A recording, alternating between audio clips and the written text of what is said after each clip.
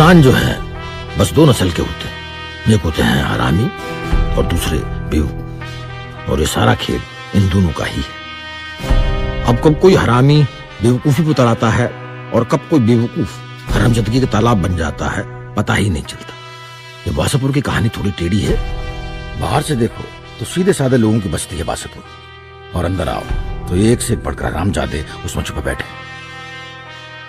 अब वो अंत में क्या साबित हुए वो अलग बात है। कम से कम जीते जी तो सारे के सारे अपने आप को फन्ने खाई समझते थे। हम मुसलमानों के महाभारत आज की नहीं है, जमाने से चली आ रही।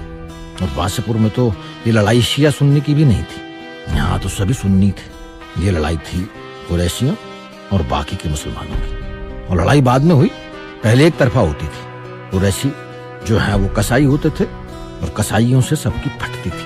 वो दबाते थे, बाकी के दबते थे। अब कुरैशियों का खुलेआम राज था बासापुर में, तब जब ये गांव होता था धनबाद के बाहर, और तब जब धनबाद बंगाल के हिस्से में आता था। आजादी के बाद धनबाद बंगाल से बिहार में चला गया और वासेपुर भी फैलते हुए धनबाद का एक हिस्सा हो गया। अभी धनबाद झारखंड में है और वासेपुर धनबाद के बीचों बीच। बहरहाल कहानी अभी भी चल रही है, लेकिन शुरू तब हुई थी जब धनबाद के आसपास अंग्रेजों ने सारे धान के खेतों पर कब्जा करके कोयला निकालने का काम शुरू किया। तब जब रेलगाड़ियां कोयले पर चलती थी और सारी आधुनिक फैक्ट्रियां और मशीनें सब कोयले पर चलती थी। तब जब यहाँ सुल्ताना डाकू हुआ करता था और उनकी ट्रेनें लूटता था। कुत्ता कभी जात नहीं बदलता, घोड़े को सोंटे से नहीं मारो तो साला भागता नहीं। शायद वह भी वैसे जिद्दी था। खतरा सर पे था, पता सबको चल चुका था कि कौन रेलगाड़ी लूट रहा है, लेकिन हरामी मन साला माने कैसे। हरामजादगी तो हमारे नस नस में थी, तो हम बावजूद काले बादलों के बीच बो रहे थे।